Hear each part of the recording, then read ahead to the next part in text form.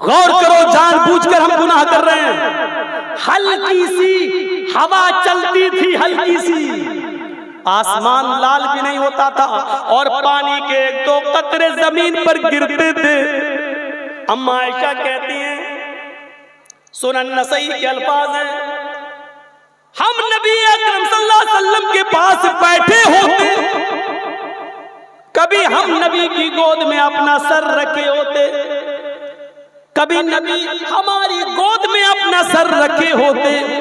इतने में हल्की सी हवा में तुग़यानी आ जाती, थोड़ी सी तेजी आ जाती, पानी के एक दो कतरे जमीन पर गिरने लगते।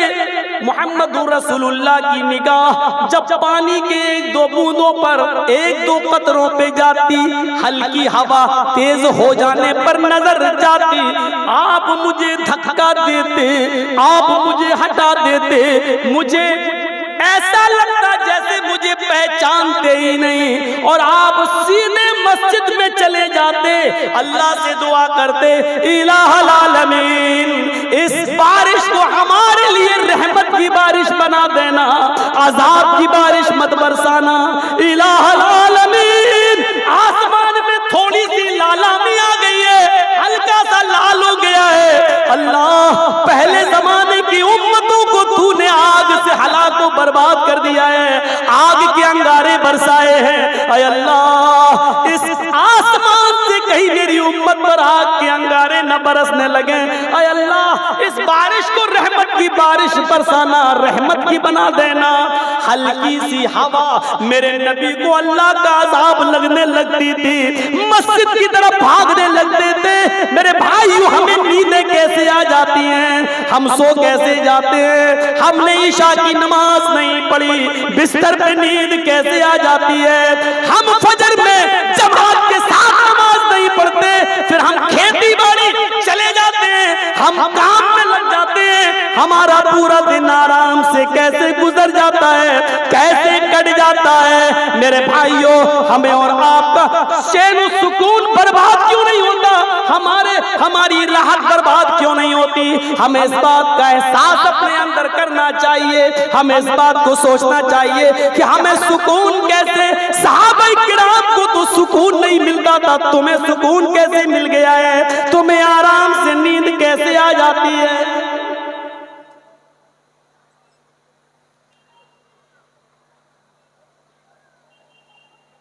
अली मियां नदवी रहमतुल्लाह अलैह, अल्लाह उनकी मग़फ़िरत फरमाए, उनकी कब्र को नूर से भर दे, करबर करबर राहत व सुकून नसीब फरमाए।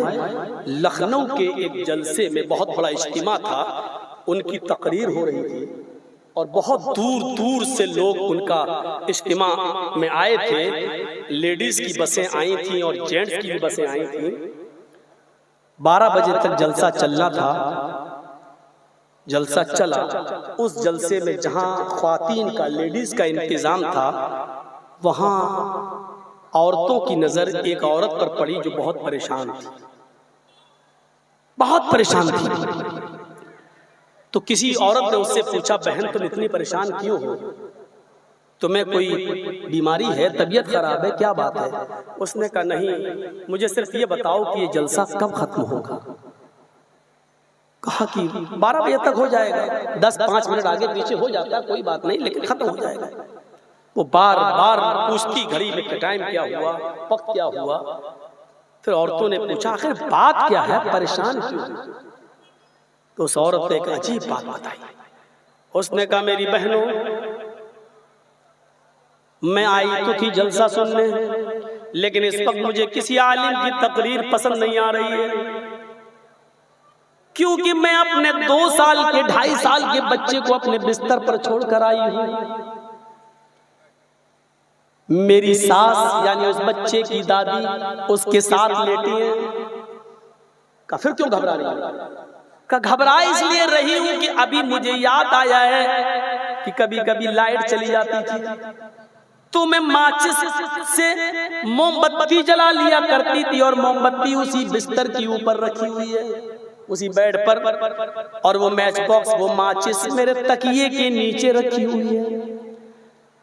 मेरा चैन, मेरा सुकून इसलिए चला गया है कि मैं ये डर रही हूँ कि रात के अंधेरे में कहीं मेरा बच्चा तकिए के नीचे हाथ डालकर वो मैच बॉक्स ना उठा ले, उसमें से तीली ना निकाल ले, जला न ले, और जलती हुई वो तीली कहीं बेड पे न गिर जाए और उससे बिस्तर न जल जाए, और उस बिस्तर से कहीं मेरा बेटा और मेरी सास जलकर राख न हो जाएं, और वो आग कहीं मेरे पूरे घर को न जला दे। उन औरतों ने कहा, बहन तुम्हारा लड़का 2 साल का है और दादी उसके पास सो रही है, घबराओ नहीं, बच्चा 2 साल का है, तुम्हें चिंता करने की फिक्र की जरूरत नहीं है। चलो तुम गौर से सुनो तकरीर।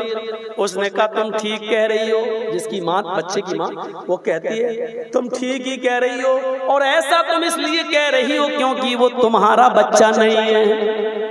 मैं जो डर रही हूँ वो इसलिए डर रही हूँ क्योंकि वो बच्चा मेरा है और मुझे अपने बच्चे की आदत मालूम है। जलसा रात में चला 12 बजे, 12:10 पर खत्म हुआ। लोग अपनी अपनी बसों से जाने लगे। वो औरत भी जल्दी से अपनी बस में सवार हो गई जिससे आई थी। ड्राइवर से कहती है, ड्राइवर जरा जल्दी चलाओ बस को। औरतों ने भी गुजारिश की और इसकी बस को पहले निकाल दिया गया। ये घर पे पहुंचती है, जलसे से लेके घर तक जो जो ख्यालात इसके दिल में आ रहे थे, जब घर पहुंचती है तो क्या देखती है, जो जो उसने सोचा वो सब कुछ हो चुका है। बच्चे ने तकिए के नीचे से माचिस निकाल भी ली, जाग भी चुका था, माचिस निकाल भी ली थी, तीली जला भी चुका था, जलती हुई तीली का टुकड़ा बेड पे गिर भी चुका था, बिस्तर पे आग भी लग चुकी थी, और उस आग में जलकर बच्चा और उसकी दादी दोनों जलकर राख भी हो चुकी थी, और उस आग ने उस घर को भी पकड़ रखा था। ये सारा मंजर हो चुका था। मेरे भाइयों, इस पूरे वाक़े को बताने का मेरा मकसद सिर्फ एक ही है। एक माँ को अपने बच्चे की कितनी फिक्र होती है कि वो जलसे में पहुंचकर उसका दिमाग सिर्फ अपने बच्चे पर लगा रहा है। वो आलिम की तकरीर, मौलाना की तकरीर उसको समझ में नहीं आ रही है, उसका जहन दिमाग बच्चे की तरफ लगा हुआ है। दुनिया की आग से अपने बच्चों को बचाने की इतनी फिक्र है कि जलसों में तुम्हें चैन नहीं मिले, करार नहीं आए। इस कुरान के नाज़िल करने वाले रब का फरमान है, को अनफुसकुम व अहलीकुम नारा, ईमानों वालों अपने आप को भी जहन्नम की आग से बचाओ और अपने बीवी बच्चों को जहन्नम की आग से बचाओ। ईमानदारी के साथ बताना, दुनिया की आग से बचाने की तुमने जो फिक्र की है, अल्लाह की आग से, जहन्नम की आग से बचाने की तुमने अपनी औलाद को कितनी फिक्र की है।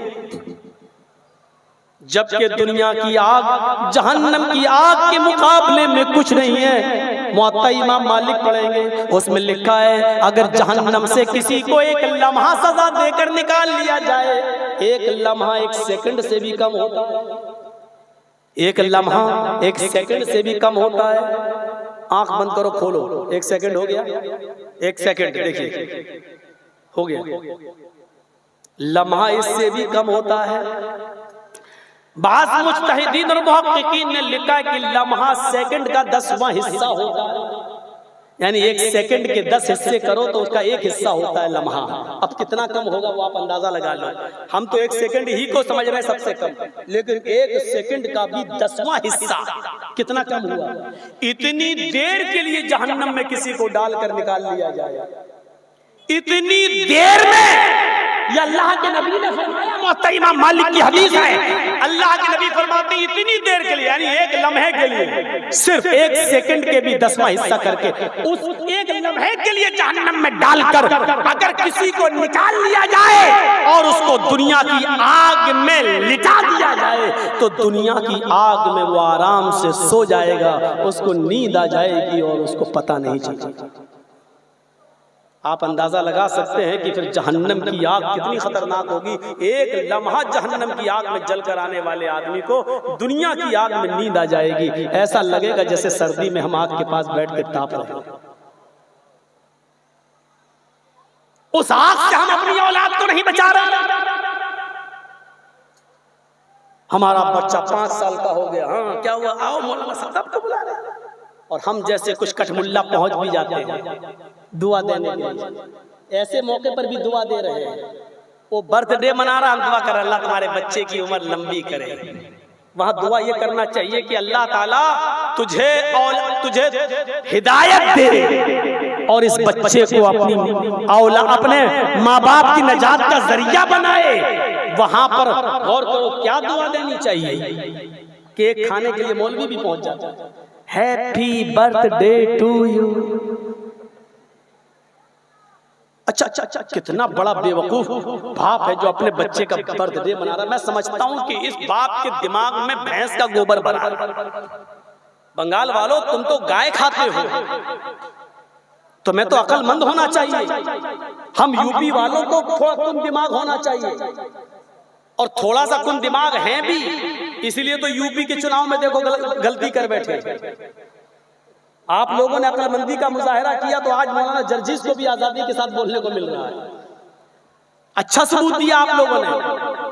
हम लोग हमारे लिए किसी ने कुछ नहीं किया, इसने भी नहीं किया, उसने भी नहीं किया, इसी में उलझे रहे। और आज हालात ये है कि जर्जिस साहब को भी मस्जिद से भी 10 माइक लगे थे, 8 माइक उतरवा लिए गए। आज हम जिस मस्जिद में खुतबा देते हैं और ईद बकरीद की नमाज पढ़ाते हैं इटावा में, मेरे भाई वहां सिर्फ 2 माइक रह गए हैं, 8 माइक को उतरवा लिया गया है। और 2 माइक की भी आवाज इतनी स्लो कर दी गई है जो मस्जिद के परिसर तक रहेगी। बस ये दिन आज हमें देखना पड़ा, सिर्फ हमारी कम अक्ली और बेवकूफी की वजह से।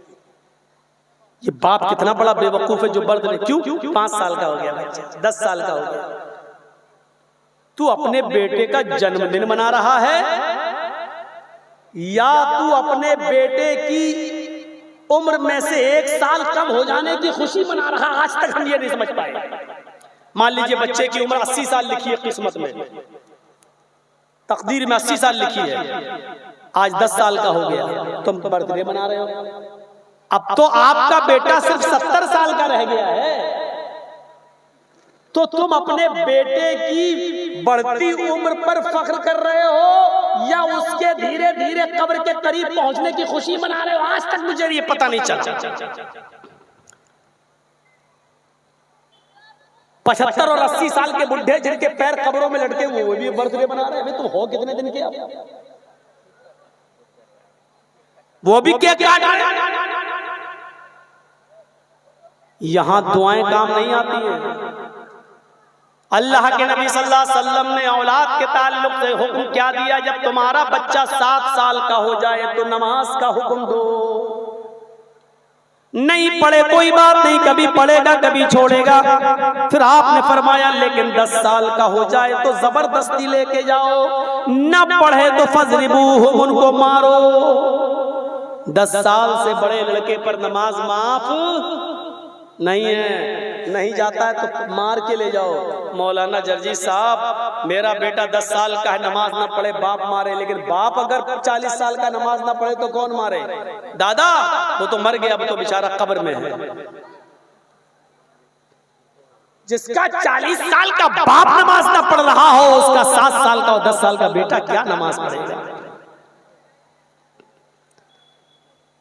हुक्म ये दिया है, ये नहीं कहा कि केक काटो, ये कहा कि नमाज पढ़ो, ले जाओ, आदत डलवाओ उसकी नमाज की। अल्लाह के नबी चाहते हैं कि अगर तुम्हारा बेटा 1-1 साल बड़ा भी होता जाए तो कम से कम जन्नत के करीब जाए, जहन्नम के करीब न जाए। ऐसे अमल करवाए जा रहे हैं, लेकिन हम या अय्युहल्लज़ीना आमनू उदखुलू फिस्सिल्मि का पूरे के पूरे दाखिल हो जाओ। ये नहीं चलेगा। फजर की नमाज में सो गए, जोहर पढ़ ली, असर पढ़ ली, मगरिब पढ़ ली, इशा में थक गए फिर सो गए, 3 टाइम की पढ़ ली, 2 टाइम की छोड़ दी। ये नहीं चलेगा, पूरे के पूरे दाखिल। ये इस्लाम कोई किराना की दुकान नहीं है, जो चीजें पसंद आए वो ले लो और जो चीजें पसंद आए उसे छोड़ दो। आपको हर चीज लेना पड़ेगी, चाहे पसंद आए या ना आए। अगर दी है तो लेना पड़ेगी और छोड़ने का हुक्म दिया है तो छोड़ना पड़ेगा। यह है इस्लाम का मिजाज। पूरे के पूरे दाखिल हो जाने का मतलब यह है कि चंद चीजें करोगे, चंद नहीं करोगे तो आप मुसलमान कैसे कहलाओगे? किसी को भी खड़ा करके पूछो मुसलमान हो? हाँ अल्हम्दुलिल्लाह।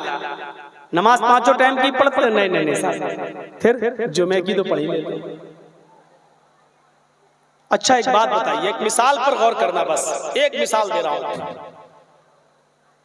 ये मान लीजिए ये बिजली का खंबा है, ये जहां लाइट लगी है, इसको थोड़ी देर के लिए बिजली का खंबा, चलो ये है, थोड़ी देर के लिए इसको मान लीजिए बिजली का खंबा है, बिजली का पोल है, और ये आम का पेड़ है।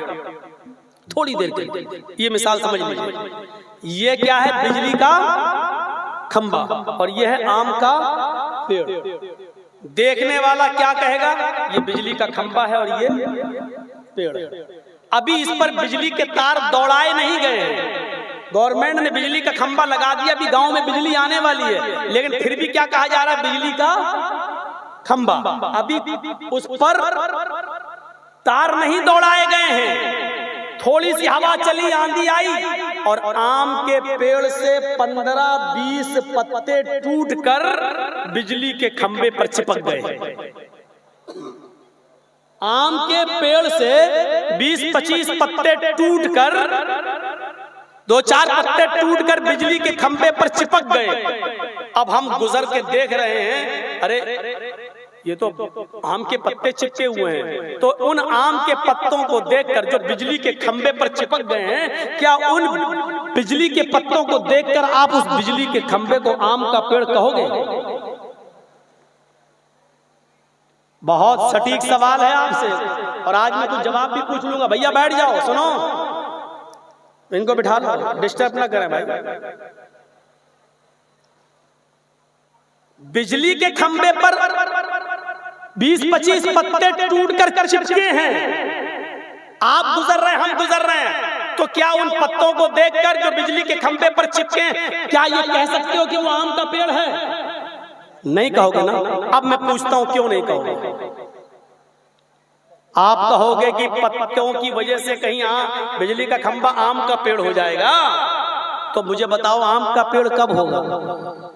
इसका सीधा सीधा जवाब है, आम का पेड़ उस वक्त आम का पेड़ कहलाएगा जब वो अपनी जड़ में भी आम हो, अपने तने में भी आम हो, अपनी शाखाओं में भी आम हो, अपने पत्तों में भी आम हो, और उस पर फल भी आम का आ रहा हो, तब आप उसको क्या कहोगे? आम का पेड़। सिर्फ चंद पत्ते टूटकर किसी खंबे पे चिपक जाएं, तो उस खंबे को आप आम का पेड़ नहीं कह सकते हो। इसी तरीके से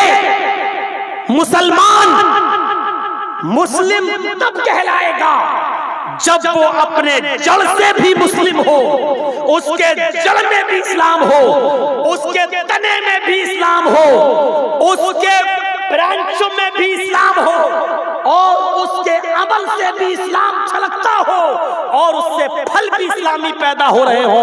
यानी जिसका उठना इस्लामी हो, बैठना इस्लामी हो, खाना इस्लामी हो, पीना इस्लामी हो, शादी और ब्याह इस्लामी हो, जिसका हर अमल इस्लामी हो, तब वो कहलाया जाएगा मुसलमान।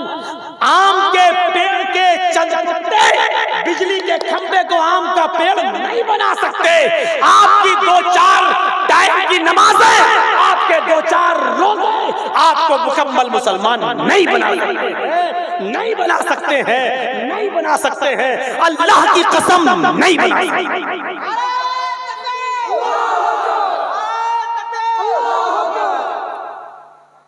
चंद पत्ते जब किसी खंबे को आम का पेड़ नहीं बना सकते, तो हमारी चंद नमाजें और चंद रोजे हमें मुकम्मल मुसलमान क्यों बनाने दें? गौर करो, अब जोड़ो, सोचो तुम अपनी जड़ में कितने मुसलमान हो, तुम्हारी जड़ इस्लाम से कितनी मजबूत है। अभी किसी को खड़ा करके पूछूं कि सोने की दुआ क्या है, आज पूछता हूं किसी को खड़ा करके,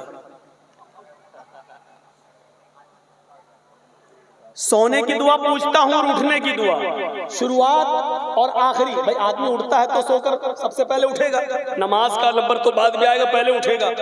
उठने की दुआ पूछता हूँ और सारे काम करके जब सोने जाता है तो सोने की दुआ। फिर देखता हूँ, इसी से पता लग जाएगा कि उसकी पूरे जिंदगी के पूरे दिन भर के अमाल कैसे हैं। किससे पूछूं? जिसका सर नीचे होगा उसी से पूछूंगा। चलो छोड़ देता हूं, किसी को भरेआम रुसवा करना अच्छा नहीं है। आदमी कहेगा अच्छा भरे मजमे में हम ही मिले थे, कोई और नहीं मिला था, बहुत सी बातें सोचेगा। तो मेरे भाइयों चलो मैंने छोड़ दिया, नहीं पूछ रहा हूं, लेकिन हर आदमी गौर करे। जिसको सोने की दुआ याद है वो सोचे, और जिसको सोने की दुआ याद ना वो सोचे। जिसको याद ना हो वो सोचे कि वो अपनी जड़ में कितना मुसलमान है। सोच तो सकते हो ना, सोचने के लिए तो आप आजाद हो, और हर आदमी जानता है। उसको याद है कि नहीं वो आप सब जानते हैं। तो अब आप खुद फैसला करो कि आपकी जड़ कितनी इस्लामी। एक बात याद रखिएगा, एक मिसाल और दे रहा हूं। हमारा इस्लाम के साथ मामला पानी और पत्थर का नहीं होना चाहिए। एक गिलास पानी, ये मान लीजिए गिलास पानी है हमारे पास, ये गिलास है, इसमें मैंने पानी भरा और एक पत्थर लिया, ये पत्थर है, ये पानी में डाल दिया। 2 दिन के बाद हम देखेंगे पत्थर भी दिख रहा है और पानी भी दिख रहा है। हमने पत्थर निकाला, फेंक दिया पानी, क्या मतलब हुआ? इस पानी ने पत्थर को कबूल नहीं किया और पत्थर ने पानी को भी कबूल नहीं किया। हमारा ये मामला नहीं होना चाहिए इस्लाम के साथ। जब चाहा निकाल दिया, डाल दिया, इस्लाम में आ गए, और जब चाहा इस्लाम निकाल लिया। ये मामला नहीं होना चाहिए इस्लाम के साथ। ये एक गिलास पानी है, ये खाने वाला रंग आपने देखा ना, जिसमें जलेबी बनती है, रसगुल्ला बनता है, बूंदी बनती है। ये खाने वाला रंग आप लीजिए, येलो रंग, रेड रंग। आपने उस रंग को 1 रुपए का 2 रुपए का रंग लिया और पानी में डाल दिया।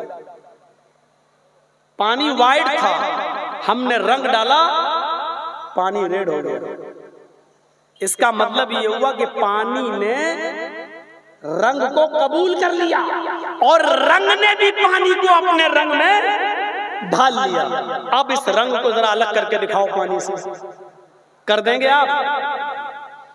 इस रंग को पानी से अलग करके दिखाओ, नहीं कर पाएंगे। अब पानी से रंग अलग नहीं हो सकता और रंग पानी को भी नहीं छोड़ सकता। आपको फेंकना पड़ जाएगा, लेकिन मर जाओ, पानी से रंग को, रंग को पानी से अलग नहीं कर सकते हो। पानी ने रंग को अपने अंदर और रंग ने पानी को अपने अंदर जज्ब कर लिया है। इसका मतलब ये हुआ हमारा रिश्ता इस्लाम के साथ इतना गहरा और इतना मजबूत हो जाना चाहिए कि दुनिया की कोई भी ताकत हमसे इस्लाम को निकाले या इस्लाम को हमसे निकाले, हम मर जाएं, ना इस्लाम हमसे निकले ना इस्लाम से हम निकले। इतना गहरा रिश्ता हमारा इस्लाम के साथ होना चाहिए। ये उस मौके पर पता चलता है जब मॉब लिंचिंग वाले पेड़ पे बांधकर, कुर्सी से बांधकर कहते बोल जय श्री राम, बोल जय श्री राम। ऐसे मौके पर हम कहते हैं जय श्री राम, क्योंकि जान बचाना। हालांकि जान तब भी जाती है क्योंकि वो इसके कहने के बावजूद भी मारते हैं। इस मौके पर पहचाना जाता है। वो एक अलग बात है कि जान बचाने के लिए श्री राम कहना जायज है कि नाजायज, ये एक अलग मसला है। लेकिन इस मौके पर तौहीद के आजमाने की जरूरत है कि हमारे अंदर तौहीद कितनी मजबूत है। ये मौका है। वरना मुस्लिम की एक रिवायत है, एक सहाबी ने अल्लाह के रसूल से पूछा, क्या अल्लाह के नबी जंगल में अगर मुझे चंद लोग घेर ले और मुझसे कहें कि अल्लाह का इनकार कर तब मैं तुझे छोड़ूंगा, तू अल्लाह को मानता है क्या? मोहम्मद के रब को मानता है? हाँ, चल इनकार कर, मोहम्मद का रब नहीं है, अल्लाह नहीं है, इनकार कर। और वो हमें मारे और इनकार कर दूं तो वो हमें छोड़ दें, तो क्या करूं? मुस्लिम के अल्फाज है, अल्लाह के नबी ने फरमाया अगर अल्लाह का इनकार करने से तेरी जान बच रही है तो कर दे। गौर से सुनिएगा, अभी हदीस पूरी नहीं हुई है। अल्लाह का इनकार करने से तेरी जान बच रही है तो अपनी जान बचाने के लिए अल्लाह का इनकार कर दे। उसी सहाबी ने फिर पूछा, अल्लाह के रसूल अगर वो अल्लाह का इनकार ना कराएं बल्कि ये कहें कि मुझे सजदा कर या मेरे आका को सजदा कर, मेरे सरदार को सजदा कर, तब मैं तुझे छोड़ूंगा, तब?